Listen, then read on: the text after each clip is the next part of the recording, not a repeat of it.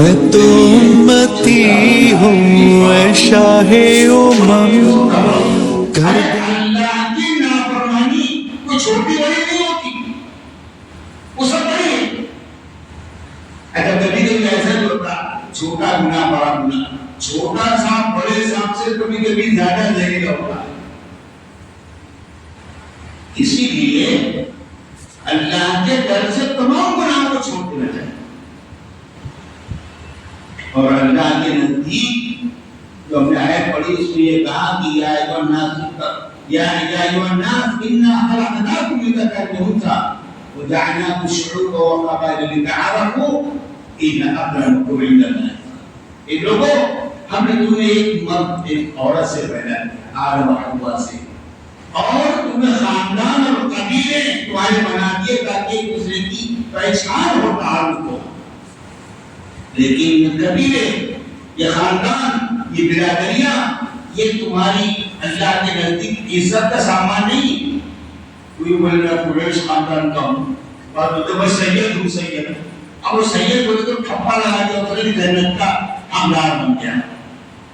ایسا نہیں، قرآن فوراً کا ان اکرمکم عند اللہ اتقاکم، اللہ کے نزدیک تم میں سب سے زیادہ عزت والا وہ ہے جو سب سے زیادہ تقوی والا ہے، اللہ سے ڈرنے والا۔ اس لیے قرآن نے یہ کہا کہ وَلَوْ أَنَّ أَهْلَ الْقُرَىٰ آمَنُوا وَاتَّقَوْا لَفَتَحْنَا عَلَيْهِمْ بَرَكَاتٍ مِنَ السَّمَاءِ وَالْأَرْضِ۔ اگر یہ بستی والے ایمان لائے اور اللہ کا تقوی اختیار کریں تو ہم ان کے لیے زمین اور آسمان کے دہانے کھول دیں۔ جس کو قرآن نے کہا وَلَوْ أَنَّهُمْ أَقَامُوا التَّوْرَاةَ وَالْإِنجِيلَ وَمَا أُنزِلَ إِلَيْهِمْ لَأَكَلُوا مِن فَوْقِهِمْ وَمِن تَحْتِ أَرْجُلِهِمْ۔ جو انجیل تورات میں ان کو دیا گیا، اتارا گیا، اور جو کچھ ان کو دیے، اگر کہا کہ اس کو قائم کریں، اس کو عمل کریں، تو اللہ ان کو اوپر سے بھی رزق دے گا اور نیچے سے بھی رزق دے گا۔ اصل میں انسان دو چیز سے بنا ہوا ہے، ایک اس کا جسم اور ایک اس کی روح۔ اس کا جسم تو بنا ہوا ہے مٹی سے، لہذا اس کی جسمانی ضرورتیں جتنی بھی ہے وہ مٹی سے پوری ہوگی۔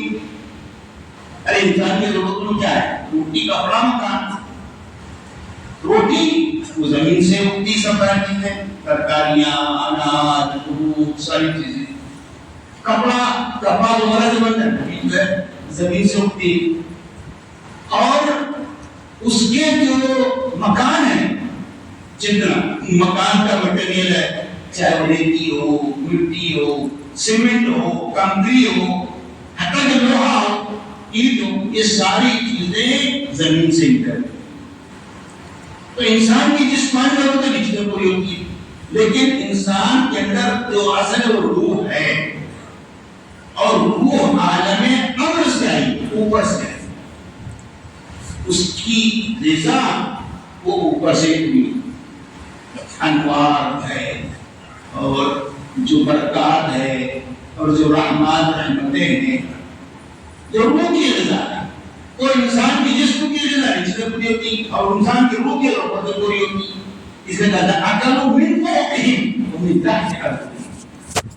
اگر انسان تقوی اختیار کرے تو اللہ اسے روٹی بھی دیتا ہے اور بوٹی بھی دیتا ہے، اللہ اسے مکان بھی دیتا ہے، اللہ اسے دکان بھی دیتا ہے، اللہ اسے دار بھی دیتا ہے، اللہ اسے اقتدار بھی دیتا ہے، اللہ اسے تارے بھی دیتا ہے، اللہ اسے بہاریں بھی دیتا ہے، اللہ اسے اچھے آلات بھی دیتا ہے اور اچھے حالات بھی دیتا ہے۔ یہ سب ڈیپینڈ ہوتا ہے تقوی۔ اللہ کے رسول نے پتہ فرمایا کہ میں جو جانتا ہوں تو تم نہیں جانتے، اور میں جو سنتا ہوں تو تم نہیں سنتے۔ اور کہا کہ آسمان چرچرا رہا ہے، اور اسے چرچرانا ہی چاہیے۔ آسمان پر 4 انگلی کے برابر بھی جگہ نہیں، مگر وہاں پر کوئی نہ کوئی فرشتہ اللہ کے سامنے سجدہ ہے، سجدہ کر رہا ہے۔ اللہ کے رسول نے کہا کہ جو میں جانتا ہوں اگر تم کو جان لیتے تو تم ہنستے کم اور روتے زیادہ، اور تمہارے بستروں میں تمہاری بیویوں کے اندر کوئی لذت باقی نہیں رہتی، اور تم چیختے پکارتے اپنے گھروں سے باہر نکل کے دوڑ پڑو۔ ابو ذر غفاری جو اس کے رابعے کہتے ہیں کہ میں یہ تمنا کیا کرتا کہ کاش میں درخت ہوتا جو کاٹ دیا جاتا، کوئی حساب کتاب نہیں۔ اللہ کے رسول کہتے ہیں میں کیسے خوشی کے ساتھ زندگی بسر کروں جب کہ سور پھونکنے والے فرشتے نے سور کو اپنے منہ میں رکھ لیا ہے اور انتظار کر رہا ہے اللہ کی طرف سے کہ کب سے سور پھونکنے کا حکم نہیں دیا جائے۔ حضرت عمران بن حسین کہا کرتے تھے میں انسان کے بجائے راک بنتا، ایک راک ہوتا، تیرے پر ڈال دیا جاتا، ہمارے اس کو اڑاتے تھے۔ یہ اللہ کا ڈر، اللہ کی خشیت کا یہ احساس۔ ابو ذر کہا کرتے کاش میں بھیڑ ہوتا جو ذبح کر دیا جاتا اور لوگ کھا لیتے اور وہ حصہ ختم ہو جاتا، کوئی حساب کتاب۔ حضرت عائشہ ہماری امی جان وہ کہا کرتی کہ کاش میں درخت ہوتی، ایک درخت۔ حضرت شداد ابن عوف رات کو لیٹتے کروٹیں لیتے رہتے اور پھر کہتے پروردگار تیرے سامنے کھڑے ہونے اور تیرے سامنے حساب کتاب دینے کا ڈر ایسا ہے کہ نیند نہیں آتی، اور پھر کھڑے ہو جاتے اور صبح تک اللہ کے سامنے نماز ادا کرتے۔ حضرت عثمان غنی جب قبرستان جاتے تو وہاں پر اتنا روتے دھاڑے مار مار کر کہ آنسو سے کی ریش اور کی داڑھی تک ہو جاتی، اور کہتے کہ میں نے اللہ کے رسول کو سنا ہے کہ یہ قبر آخرت کی منزلوں میں پہلی منزل ہے، جو یہاں سے آسانی سے پار ہو گیا اگلے مراحل آسانی سے پار ہو جائیں گے، اور جو یہاں پر کھڑا گیا پکڑا گیا تو اس کے لیے آئندہ منزلیں بھی بڑی دشوار ہو جاتی۔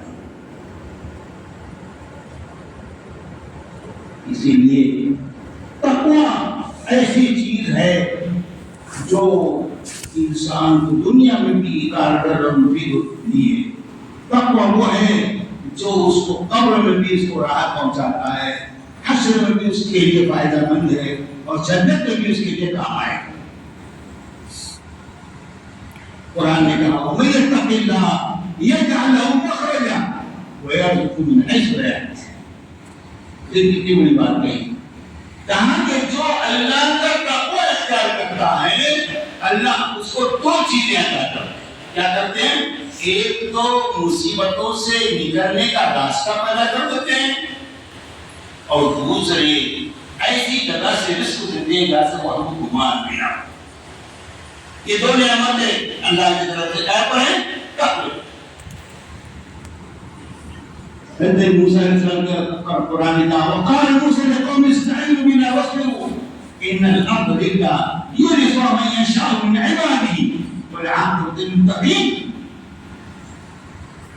موسیٰ علیہ السلام نے اپنی قوم سے کہا کہ اللہ سے مدد مانگو، جم جاؤ، اور دیکھو زمین اللہ کی ہے، اللہ تعالیٰ جس کو چاہتا اپنے بندوں میں سے اس کو اس کا وارث بنا دیتا ہے، اور انجام کار متقین کے لیے دنیا کے اعتبار سے، حشر کے اعتبار سے قرآن نے کہا خطاب بعض العقیدہ یومئذ بعض لبعض عدو الا المتقین۔ حشر کے میدان میں جتنے دوست ہوں گے سب ایک دوسرے کے دشمن بن جائیں گے، لفظ لفظی کا عالم ہوگا، کوئی کس کی مدد کرے گا، کوئی کسی کی نہیں کرے گا، تو سب ایک دوسرے کے دشمن ہو جائیں گے۔ اللہ متقین، متقی جو ہوں گے وہ آپس میں دشمن نہیں۔ کوئی صراط کے لیے کہا وَإِن مِّنكُمْ إِلَّا وَارِدُهَا كَانَ عَلَىٰ رَبِّكَ حَقًّا مَقْضِيًّا ثُمَّ نُنَجِّي الَّذِينَ اتَّقَوْا۔ کہا کہ وہ سب کو گزرنا ہے، لیکن وہاں پر کس کو ہم نجات دیں گے؟ جو متقین تقوی اختیار کرنے والے، اللہ سے ڈرنے والے متقین کے لیے نا وہ دوسری پتیل جنت للمتقین، ارے جنت تو متقین کی قریب کر دی جائے گی۔ ایک جگہ کا تل کا جنت التی نورث من عبادنا من کان تقیا، ارے یہ وہی جنت ہے کہ ہم اپنے بندوں میں سے اس کو وارث بنائیں گے، اس کو اس کا حقدار بنائیں گے جو دنیا میں متقی اور پرہیزگار۔ میرے بھائیوں، یہ تقوی سب سے اہم ترین چیز ہے، اور یہ تقوی جو ہے یہ انسان کو دنیا میں بھی راحت دیتا، نجات دیتا، قبر میں بھی راحت دیتا، حشر کے میدان میں بھی راحت دیتا، ہر جگہ راحت دیتا ہے۔ اللہ کے رسول نے ایک مرتبہ بنی اسرائیل کی خوشحال انسان کا ذکر کیا اور کہا کہ خوشحال انسان تھا، مرنے لگا تو اس نے اپنے بچوں سے پوچھا کہ یہ بتاؤ کہ میں تمہارا کس طرح کا باپ تھا، تمہارے ساتھ کیا سلوک کیا کرتا تھا؟ تو وہ بچوں نے کہا کہ آپ بڑے رحم دل تھے، مشفق تھے، آپ حقوق کو ادا کیا کرتے تھے، ہماری ضروریات کو پورا کیا کرتے تھے اور سب کے لیے اچھے تھے۔ کہا کہ نانا میں بہت ہی گناہ گار اور بہت ہی بدکار کردار تھا، اسی لیے اب میں مرنے کے قریب ہوں، اور جب میں مر جاؤں تو میرے جسم کو جلا دینا، اس کو کوئلہ کوئلہ کر دینا اور باریک اس کو پیس کر اور ہوا میں اڑا دینا۔ یہ سمجھ کر کہ اللہ کے سامنے میں پیسا اس کو راگ بنا کے اڑا دیا۔ اللہ نے فرشتوں کو کہا کہ جاؤ اس کی راگ کو سمیٹ کر اس کو انسان کی شکل میں ہمارے سامنے لے، چنانچہ اس کو انسان بنا کے اللہ کے سامنے حاضر کیا۔ جب دربار میں اللہ کے حاضر ہوا تو اللہ نے کہا کہ تم نے اپنے بچوں کو یہ کیوں وصیت کی کہ مجھے جلا کر راکھ کر دیا جائے، پیس کر ہوا میں اڑا دیا جائے؟ کہا پروردگار تو دلوں کا حال جانتا ہے، تو ساری چیزیں جانتا ہے، کہا تیرے سامنے کھڑے ہونے کا اتنا ڈرتا پروردگار کہ میں اپنے بچوں کو کہہ دیا کہ مجھ کو جلا کر راکھ کر دو، راکھ کر کے اڑا دو، نہ رہے جبان میں مجھے کی بازری، لیکن تو پروردگار ہے اور تو نے مجھے کھڑا کر دیا۔ تو فرشتوں کو اللہ نے کہا کہ یہ سچ کہہ رہا ہے، یہ صحیح کہہ رہا ہے، جاؤ اس کو معاف کر دو اور اس کو جنت داخل کرو۔ صرف اللہ کا ڈر، اللہ نے کہا کہ میرا ڈر واقعی اس کو تھا، معاف کر دیا۔ اسی لیے بہت سارے واقعات اپنے پر ملیں گے۔ وہ تو مشہور واقعہ ہے عمر کا کہ جو حضرت عمر گشت کیا کرتے تھے تو ایک مرتبہ دیکھا کہ ایک بوڑھی عورت اور ایک جوان عورت کی جھونپڑی میں سے آواز آ رہی ہے، تو بوڑھی عورت کہتی ہے جو دودھ تم نے نکال کر لائے اس جوان لڑکی سے کہ اس پر پانی ملا۔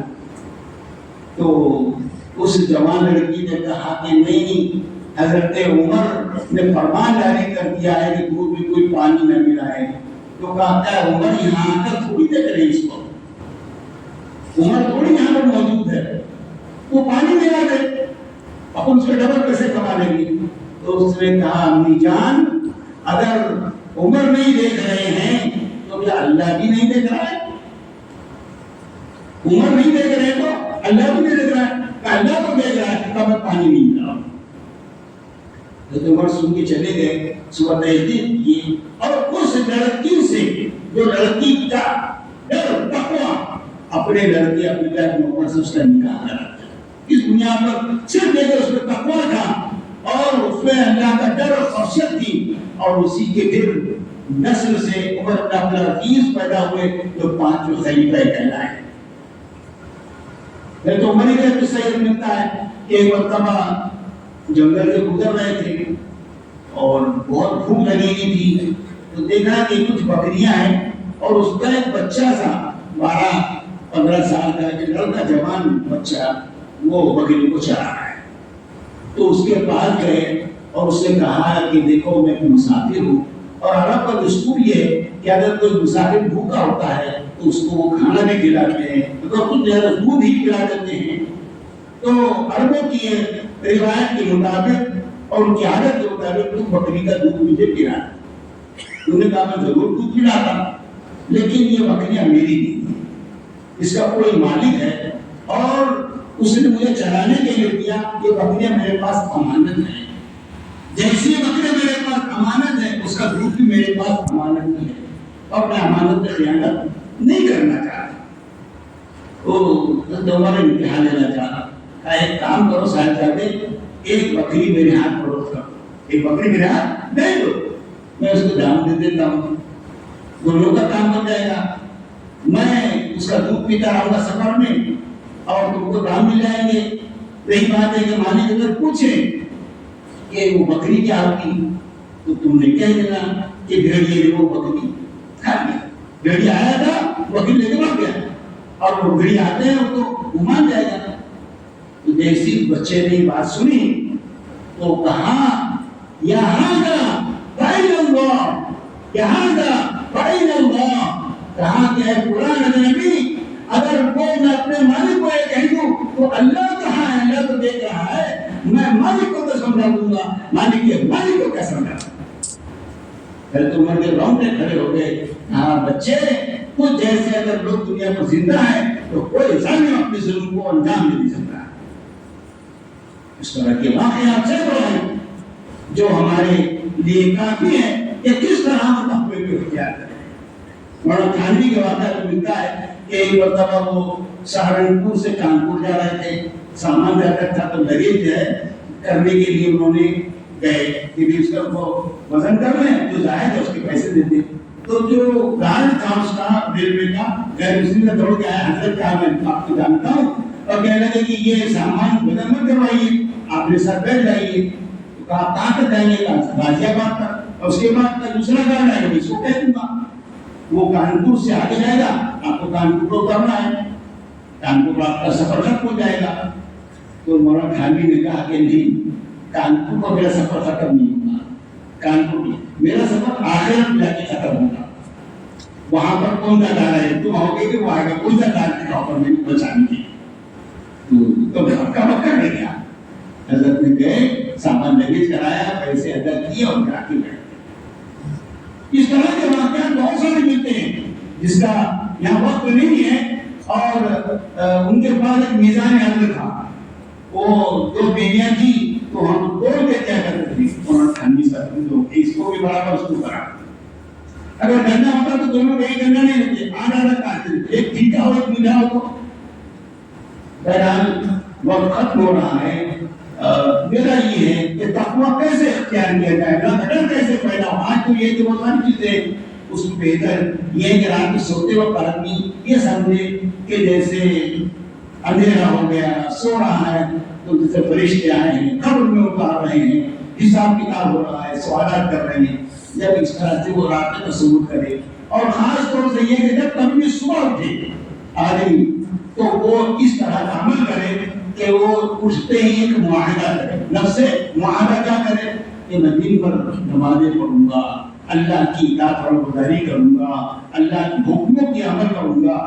یہ معاہدہ کرے. پھر دن بھر مراقبہ کرے، دن بھر اپنے رس کو دیکھے کہ عمل کر رہا ہے جیسے معاہدہ کیا. پھر رات کو جب سونے سے پہلے محاسبہ کرے اپنے نفس کا، حاسب نفس کا بے نفسی، خود اپنا محاسبہ کرو. محاسبہ یہ کرو کہ ڈنڈے تو نہیں مارا، کچھ اللہ کی نافرمانی تو نہیں کی، جھوٹ تو نہیں بولا. اگر کہیں نہ کہیں ڈنڈے مارا ہے تو پھر اپنے نفس کو معاقبہ، اس کو سزا کر. تو یہ چار چیزیں علماء نے لکھا ہے کہ معاہدہ کرے، دن بھر مراقبہ کرے، رات میں محاسبہ کرے اور پھر معاقبہ کرے. تو انشاءاللہ العزیز یہ امید ہے کہ بہت جلد اس کی زندگی کے اندر سدھار آئے گا، گناہوں سے بچ جائے گا اور انشاءاللہ اس کی زندگی بدل جائے گی. اللہ تعالیٰ مجھے اور ہم سب کو عمل کرنے والا بنا دے اور ہمیں تقوی کی صفت پر اللہ تعالیٰ پیدا فرمائے. وآخر دعوانا الحمدللہ. سنت پڑھیں.